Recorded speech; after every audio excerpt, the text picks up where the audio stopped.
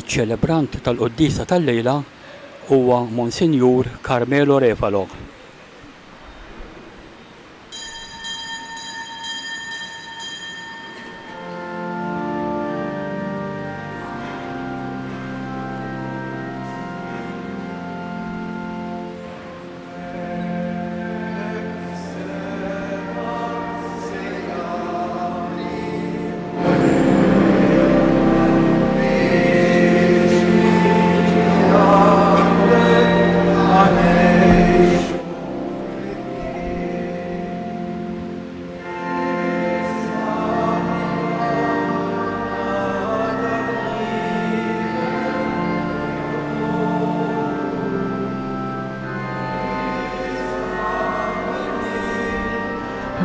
فريها تطفال لهنك بالسما سيالي موليا بيش نيجي عندك هنشوف اليمكن. Nilqowkom f'din id-dar ta' Alla, id-dar ta' Marija, ta' dillom tanta għażiża għalina lilkom li ġejtu mill-qrib u mill-bogħod u tant oħrajn li qegħdin isegwuna permezz tal-mezzi soċjali. Nistedinkom issa biex niċċelebraw fl-isem tal-Missier u tal-Iben u tal-Ispiritu Santu il-grazzja ta' Sidna Ġesu Kristu li mħabba Alla u l-għaqda fl-Ispiritu Santu tkun ma'kom il-koll. Ħuti, waqt li Ġesu jidħol għand minu ħabib, għand Lazzru, għand Marta u Marija, qed jitlobna biex aħna l-koll nilqgħuh. Jidħol għandna, jiġi għandna u fil-bidu ta' dil-qudiesa nitolbuh jaħfrinna.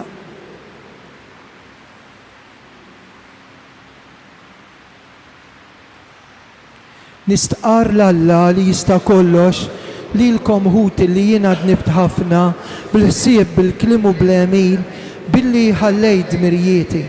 Ħtija tiegħi bl-ikbar ħtija tiegħi.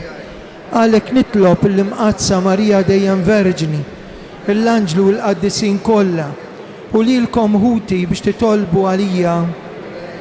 Eħenna għalina Alla li jista' kollox jaħfrilna dnubietna u jwassalna fil-ħajja ta' dejjem. Glorja l-Alla fl-oli tas-smewiet. Infaħruk, inberkuk, nadurawk, natuk ġieħ. Inroddulek ħajr għal-glorja kbira tiegħek. Mulej Alla u Sultan tas-sema. Alla Missier li tista' kollox. Mulej Iben waħdini Ġesu Kristu. Mulej Alla ħaruf t'Alla bin il-Missier. Int li tneħħi d-nubiet tad-dinja ħenna għalina. Int li tneħħi d-nubiet tad-dinja il-qatt tal-qalb tagħna. Int li qiegħed fuq il-lemin tal-Missier ħenna għalina. Għaliex inti waħdek qaddis, int waħdek mulej. Int waħdek l-għoli Ġesu Kristu ma l-Ispiritu Santu fil-glorja tal-Missier Alla. Amen. Noffru dan is-sagrifiċċju tal-qudiesa għal benefatturi ħajjunu mejtin ta' dan is-santwarju. Nistedinkom tpoġġu t-talb tagħkom. Nitolbu ħenna għalina mulej għaddejja tiegħek. Kollok tiba, xerret fuqna l-grazzji li għanna bżon biex nitħeġġu fil-fidi, fit-tama u fl-imħabba u nisru dejjem sal-aħħar biex inħarsu l-kmandamenti tiegħek bibnek Ġesu Kristu Sidna li huwa Alla. Miegħek jgħixu jsaltan flimkien mal-Ispiritu Santu għal dejjem ta' dejjem. Amen.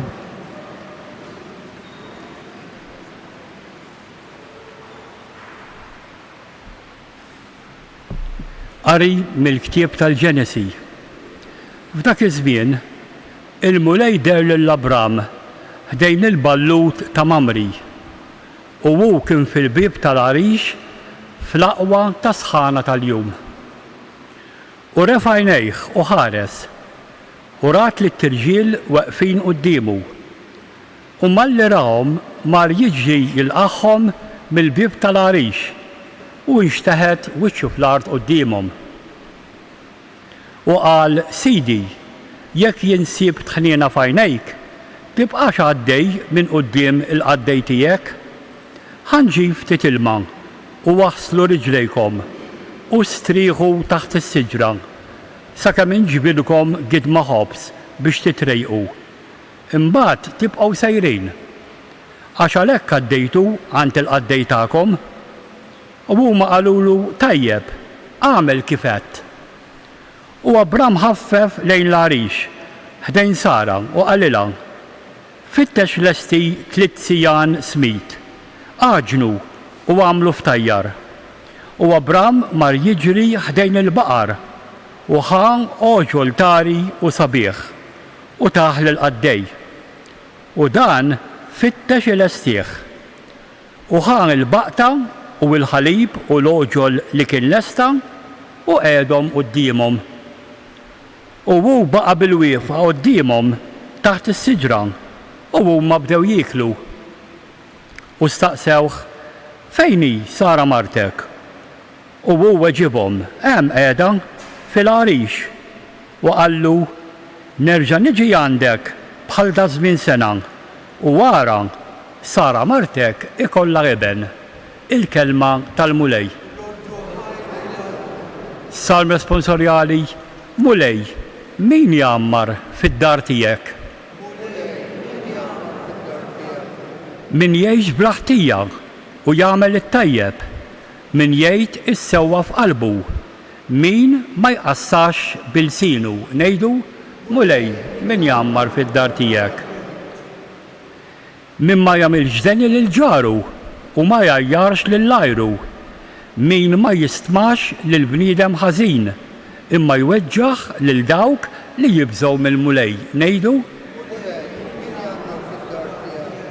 min jislef u ma jitlobx imax, u min ma jixxaħħamx kontra min hu blaħtija. Min jagħmel dan qatt ma jitħarrek, ngħidu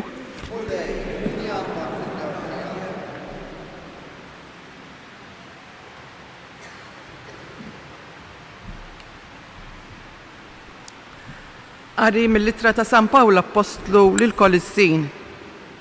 Ħuti, jien issa nifraħ bid-dbatijiet tiegħi minħabba fikom, għaliex bihom jien ntemm f'ġismi dak li jonqos mid-dbatijiet ta' Kristu għal ġisem tiegħu li hu l-Knisja. Tagħha jien sirt Ministru skont ma tani nagħmel Alla għalikom, jiġifieri li nxandar b'mod sħiħ il-kelma t'Alla. Il-misteru li kien moħbisa miż-żminijiet u l-ġenerazzjonijiet kollha u li issa hu marraf lill-qaddisin tiegħu. Lil dawn Alla ried jarrafhom kemm huwa kbir l-għana tal-glorja ta' dan il-misteru fost il-pagani. Kristu hu fikom, it-tama tal-glorja tagħkom. Lilu aħna nħabbru l-bnedmin kollha u nwissu u nagħlmu l-kulħadd bl-erf kollu biex inwasslu lil kull bniedem għal perfezzjoni fi Kristu. Il-kelma tal-mulej.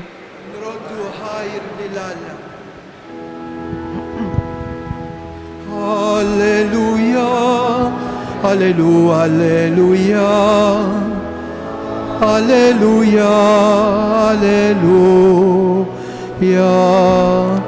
alleluja, alleluja, alleluja, alleluja, alleluja.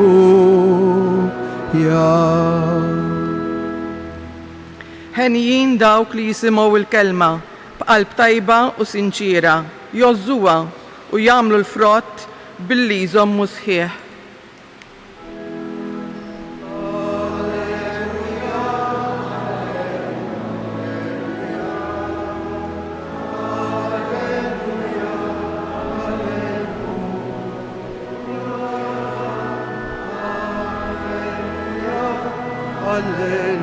Alleluja, Alleluia, Alleluia. Il-mulej ma'kom. Qari mill-Evanġelju skont San Luqa. F'dak iż-żmien Ġesu daħal f'raħal u laqetu għandha waħda mara jisimha Marta. Din kellha oħta jisimha Marija li niżlet bil-qiegħda f'riġlejn il-mulej x'tisimgħu x'kien qiegħed jgħid. Iżda Marta kienet moħħa fuq il-ħafna xogħol tad-dar. Imbagħad resqet u qaltlu: Mulej, min tixtara kif oħta ħalliet ix-xogħol kollu fuqi biss? Mela ejdilha biex taqbad tagħmel xi ħaġa miegħi. Qabeż il-mulej u qalilha: Marta, Marta, inti taħseb wisq u tinkwieta fuq ħafna ħwejjeġ, imma waħdi meħtieġa. U Marija għażlet l-aħjar sem, dak li ma jitteħdiliex. Il-kelma tal-mulej tifħir lilek Kristu.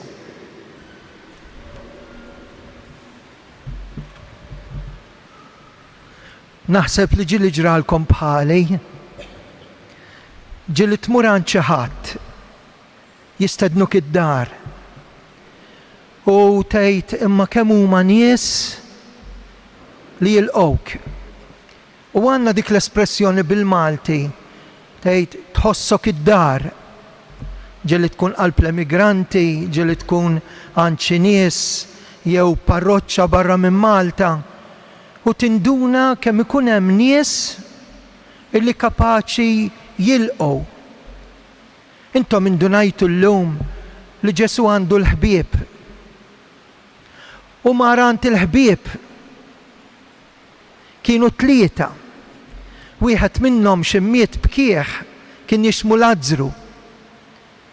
Uħud dan Lażru li mietu Ġesu xtaħ kien jisimhom Marta u Marija. Id-dar tagħhom għadhom iżuruha sal-lum. Qabel tidħol il-belt ta' Ġerusalemm kienu joqogħdu dil-familja. Il-post kien jismu Betanja. Immaġinaw il-Marija, il-Marta, iħaffu biex jilqgħu il-Ġesu, tiftaħlu l-bieb, għaddi ġewwa, idħol. Mbagħad waħda minnhom tibda tipprepara.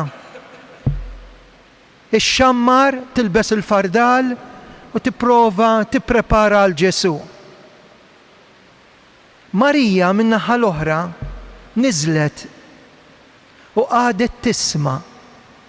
Hija l-qagħda tad-dixxiplu. Id-dixxiplu li jisma' lil min? Illi mgħallem. Ħamurru għall-ewwel riflessjoni. Jien nilqgħu l-Ġesu. Ħafna minna għandha dik il-karatteristika kif il-qajnija dit-tarbija, kif il-qajna l-xulxin bħala koppja, kif il-qajnieh dak il-missjonarju. Ġesu x'inaħabbat. Jien niftaħ. Wieħed mill-qaddisin il-kbar kien jgħid nibża minn Alla għaddej. Għax kien jgħid hekk Sant Wistin? Għax Ġesu b'ħafna modi, forsi anke bħalissa, qed iħabbat fuq il-qalb tiegħi. U minħabba l-libertà tiegħek iħalli lilek tiftaħ qatt ma jisforza l-bieb. Alla tagħna jħallik fil-libertà jekk tilqgħux jew le. Marija laqet, jien nista' ma nilqax. Marija fetħet id-dar ta' Marta u ta' Lażru. Jien nista' nagħlaq. U x'jista' jiġri? Li Ġesu jħabbat, jixtieq jiġi u jien aljenat, mifxu. M'għandix ħin ta'. m'għadniex nitolbu ta'. Il-ħajja saret maġla wies. Maċ fadal li ħina t-talb, maċ fadal li ħina l-Alla, u nsipel f'skuża. U ħadd wara ħadd u jum wara jum u tidħol fid-dinja u toħroġ minna u ma nafx kif se noħroġ. U keħabbat illum x'isib fil-qalb tiegħi. Marta, Marta. Jgħidilha darbtejn meta fil-Bibja Marta, Marta, Abram, Abram, Sawl, Sawl, il-messaġġ huwa kbir, int qed tinkwieta.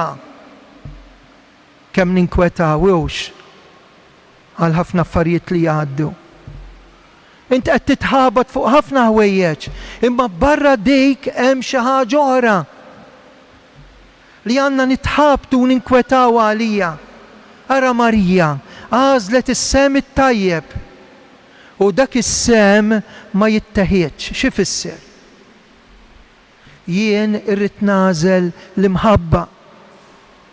L-imħabba li timla lil qalbi. L-imħabba li tiġi minn Alla. Issa ħna qed ngħidu jien qed infittex lil Alla u Alla jilqani. Ejja naqilbuha. Lili u lilek Alla jfittixna, il-mulej jfittixna u diġà laqana. Tgħidu li fejn? Tgħid ma laqaniex meta ħafrinna. Tgħid ma laqaniex u ma keċċinix il-barra meta jien offendejtu bid-dnub wara l-ieħor. U fetaħ idejh fuq is-salib u qalli lest li mmut għalik u naħfirlek. Tgħid ma laqaniex meta dak l-ilma tal-Magħmudija għamilna u li talla ħafna drabi dak l-ilma, is-sagrament li aħna ma napprezzawx. Tgħid ma laqaniex ħenjin intom li intom mistiedna biex tirċievu l-Ewkaristija u tqarbin, mistiedna għal dilikla tal-ħaruf u jien ngħidlu ma jistħoqlix. Iwa Ġesu laqani. U se jkompli jilqani. Aħna fejn sejrin? Xi kultant ngħidu mnen ġejjin jew feqqedin. Ħammur inħejji l-kompost ara biex jilqana. Ħafna mill-eżistana m'għadhomx magħna. Imma laqahom, ilqahom, għatihom il-ħajja, għatihom il-mistrieħ, jilqana għal dejjem. Ejjew nitolbu għall-Madonna ta' Pinu l-lejla. Jekk għandi bżonn dik iċ-ċanfira, ejdili. Inti qed titħabat, qed tiġri wara x-xejn, mhux kull ma jleqqu għadeb, int mifxul, int aljenat, int lill-Alla tajtu l-aħħar post, int u jista' jibqa' jgħidli. Il-Madonna ta' Pinu llum tiftħilna il-bib ta' qalbna għal Ġesu. Ejjew niddeċiedu l-lejla, niddeċiedu li nħobbuh, qegħdin f'post ta' fejqan. Qegħdin post fejn ħafna qlub infetħu. Qegħdin post fejn ħafna rjusi jibsa tradbu anke b'dmuħ. Qegħdin f'post għażiż li għażlitu l-Madonna bħalma għażlet lilna. U b'dan il-post għażiż il-qlub li kienu magħluqa messithom il-grazzja u bdew ħajja ġdida. Ġesu jħabbat, qatt ma jisforza l-bieb. Iċ-ċavetta tittiftaħa int, iċ-ċavetta ta' qalbek u ta' ħajtek. Tħallih jgħaddi darba, 2, 3 u ma tindunax li qiegħed iħabbat u jixtieq iżurek. Ikun infaħħar Ġesu Kristu. Jiena nemmen falla wieħed il-missier li jista' kollox li ħalaq is-sema u l-art, dak kollu li jidher dak li ma jidirx, f'mulej wieħed Ġesu Kristu ibn waħdini ta' Alla. Imnissel mill-missier qabel u f'kull żmien. Alla minn Alla, dawl minn dawl, Alla veru minn Alla veru. Imnissel mhux magħmul, natura waħda mal-missier u bih sar kollox. niżel mis-smawiet għalina l-bnedmin u għal-fidwa tagħna ħal-ġisem bis-seta tal-Ispiritu Santu minn Marja Verġni sar bniedem. Salbuh għalina bata taħt Ponzju Pilatu, mietu difnuh. Fit-tielet jum qam minn bejn l-imwiet skont il-kodba mqazza. Tela s-sema jgħad fuq l-lemin tal-missier. Għandu jerġa' jiġi fil-glorja jagħmel ħaq mill-ħajjin u l-mejtin. Is-saltna tiegħu ma jkollix tmiem. L-Ispiritu Santu mulej jagħti ħajja li ġej mill-missier u mill-liben. Li jum mweġġa fl-imkien mal-missier u mal-liben. U tkellem fom il-profeti. Knisja waħda qaddisa kattolika apostolika. Nistqar ma' mudija waħda l-maħfra ta' dnubiet. Nistenna qawma mill-imwiet u l-ħajja għażmin li ġej. Amen. Tajni ċans ikellimna, issa ħankellmuh, ħanitolbu. Il-Papa Ljun, l-Isqof Anton, dawk is-saċerdoti li qed jippritkaw, il-missjonari u s-saċerdoti l-morda, nitolbu għas-saċerdoti li mietu dan l-aħħar, hekk nitolbu għal dawk li huma katekisti fil-Knisja, nitolbu ismana,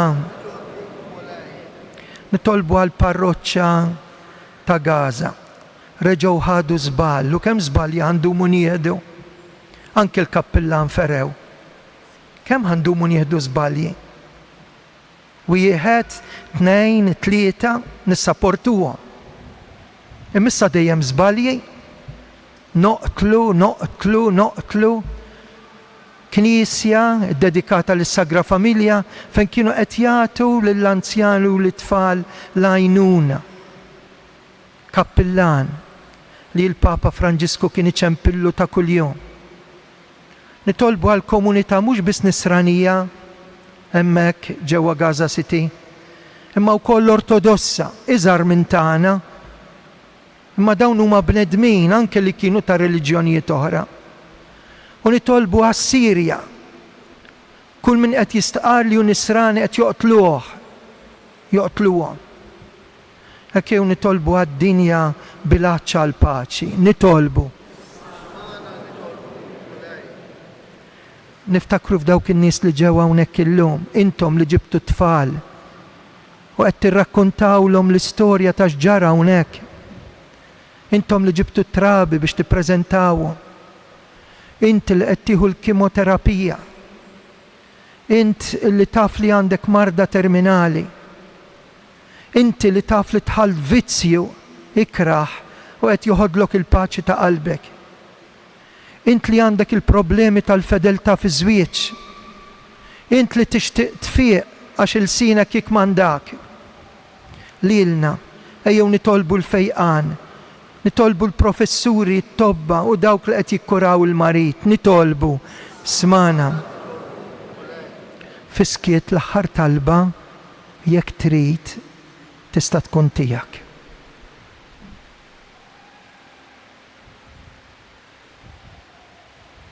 Ma dan it-talb naqqat tant intenzjonijiet ta' nies li jgħiduli u jgħidulna hawnhekk fis-santwarju, Fader itolbu għalija, għadha kemm tmietet ommi, għadni kemm tlift it-tifel. Għandi l-min ibati bid-depressjoni u l-ansjetà. Taqtowx qalbkom, inweżnukom bit-talb, bl-interċessjoni tal-Madonna ta' Pinu. Amen.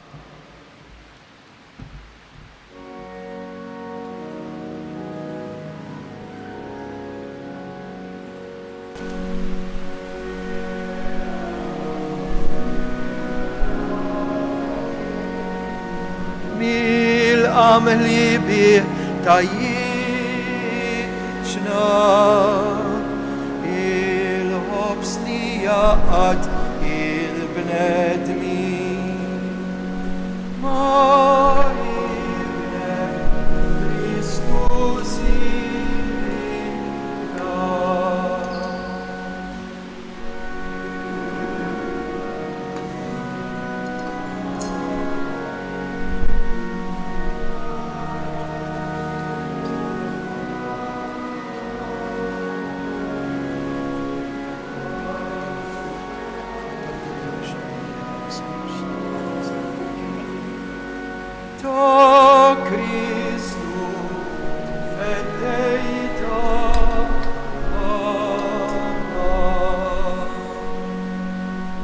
jitolbu ħuti biex is-sagrifiċċju tiegħi u tagħkom joġob l-Alla l-Missier li jista' kollox.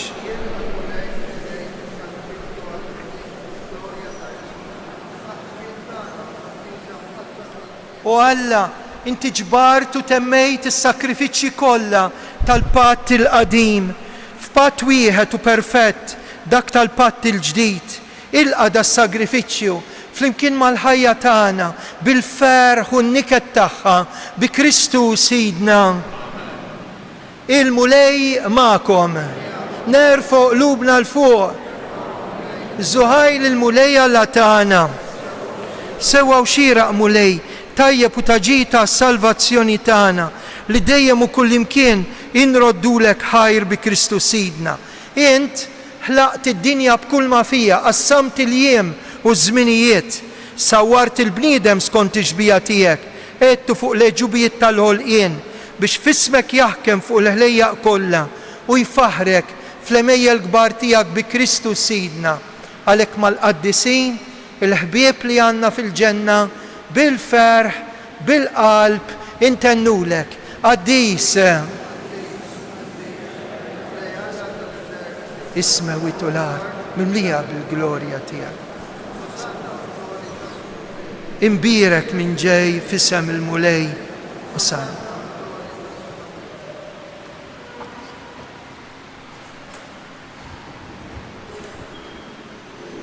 Qaddis tassew int mulej intlajn ta' kull qdusija, qaddes għalhekk nitolbuk daw l-offerti bil-barka tal-Ispirtu tiegħek isiru għalina l-ġisem u d-demm ta' Sidna Ġesu Kristu meta kien ser jingħataw minn raj ħibati ħal-ħobs radd il-ħajr qasam tali d-dixxipli tiegħu u qal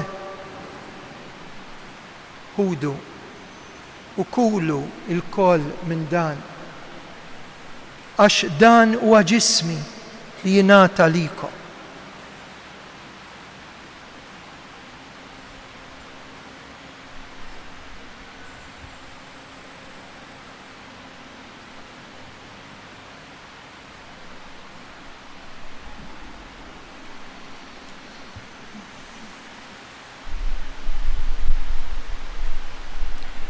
Ekku koll wara li klaħal kalċi, reġa' radd il-ħajr tali d-dixxipli tiegħu qal ħudu u xorbu minnu il-koll. Għax dan huwa l-kalċi ta' demmi, tal-patt il-ġdid li jibqa' dejjem id-demm li jxerret għalikom u għall-bnedmin kollha għall-maħfra ta' dnubiet. Għamlu dan tifkira tiegħek.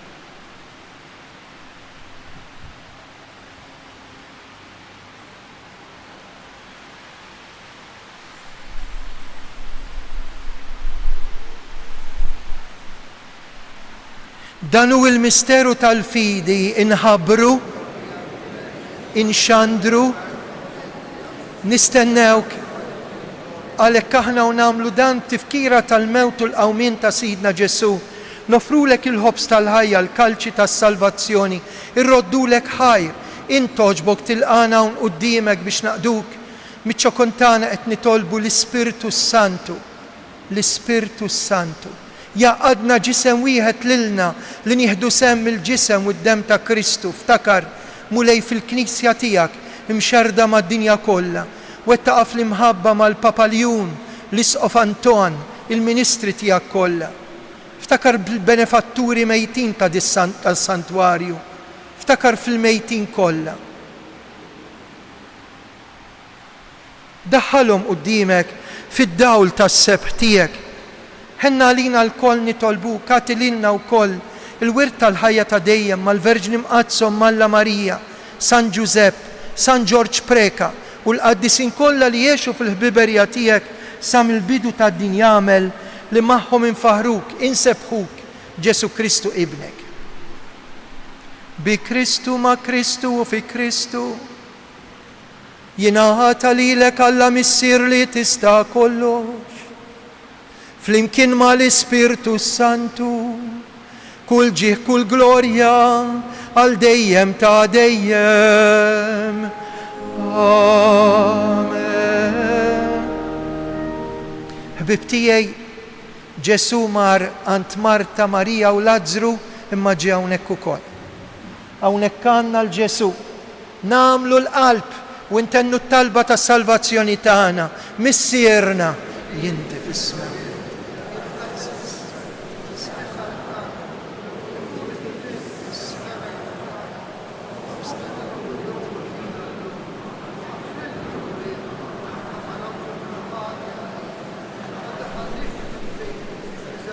Eħlisna nitolbuk mulej minn kull deni, għatina fit-tiba l-ħnina tiegħek paċi fi żmienna.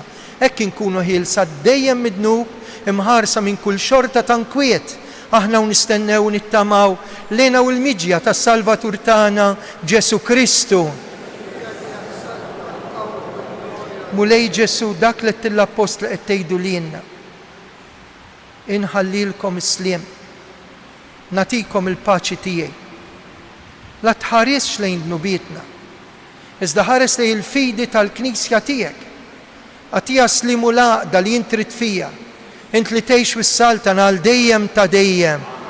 Paċi tal-mulej tkun dejjem magħkom. Għatu l-paċi lil xulxin. Ħaruf Talla li tneħħi dnubiet tad-dinja ħenna għalina. Ħaruf Talla li tneħħi d-nubiet tad-dinja tistgħu tibqgħu bil-wifqa għal din it-talba. Dan hu Ġesu, il-ħaruf ta' Alla. Dan hu dak illi jneħħi d-nubiet tad-dinja. Ħenjin dawk li huma mistiedna għal din l-ikla tal-ħaruf mulej. Iżdejt kelma waħda. Taqarbina ta' xewqa. O Ġesu, jiena nemmen li inti tinsab ta' bilħaq fis-sagrament tal-Ewkaristija. Irrid inħobbok fuq kollox u fuq kulħadd. Inti taf li nixtieq nirċevik ġewwa fija, imma ġara darba bħalissa ma nistax nilqek ġewwa fija sagramentalment. Nitolbok illi tiġi fija spiritwalment. Ejja għandi Ġesu tiegħi biex jiena ninaqat miegħek. Ħeġġiġni bl-imħabba għalik biex f'ħajti u f'mewti jiena nemmen dejjem fik, nittama fik u nibqa' nħobbok għal dejjem. La tħallina qatt, o Ġesu, ninfiret minnek. Grazzi Sinjur Alla, u aħfir li Sinjur Alla. Glorja lill-Missier, lill-Liben u lill-Ispirtu Santu, kif kien mill-bidu issa u dejjem u jibqa' għal dejjem ta' dejjem. Amen.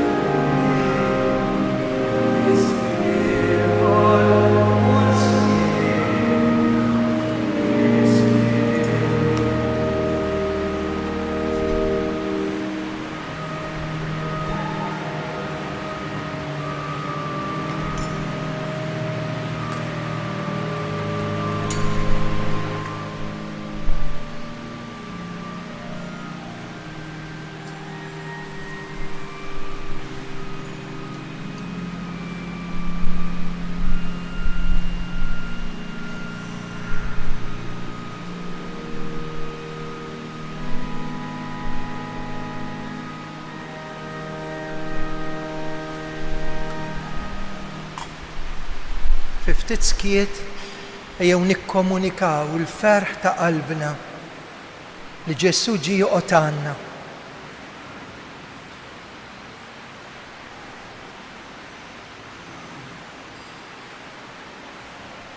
Grazzi Sinjur Alla, waħfirli, glorja lil Missier u lill-Iben u lill-Ispiritu Santu.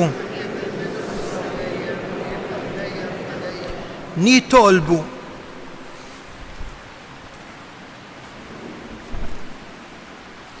iqaf bit-tieba ma' din il-familja tiegħek mulej biex kif għarrafna l-misteri tas-sema hekk nitbedu mill-modi tagħna ħażin u nersqu lejn ħajja ġdida bi Kristu Sidna. Issa fl-aħħar tal-Qudiesa ħanamlu dak li talbet il-Madonna lil Karmela Grima għaltilha għejt lin-nies jgħidu 3 Ave Marijiet u tafu x'inhu l-iskop. Dak il-ġisem dam 3 ijiem fil-qabar.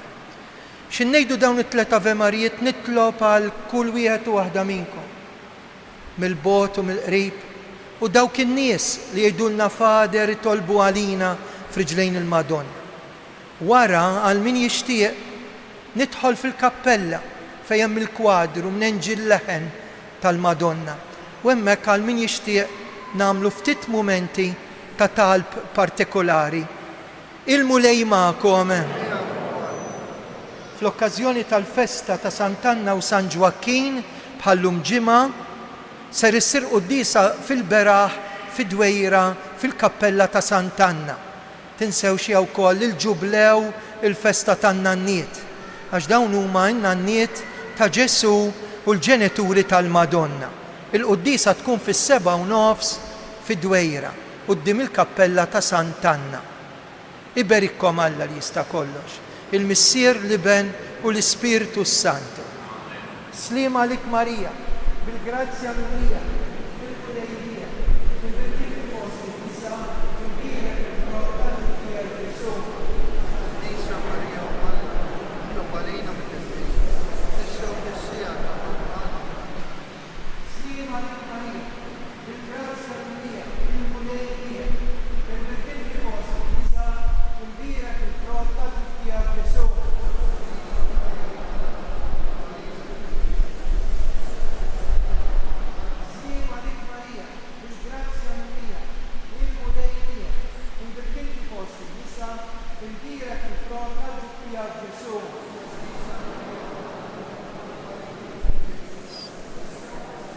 Nselmula flimkien bil-qalb vuċi waħda.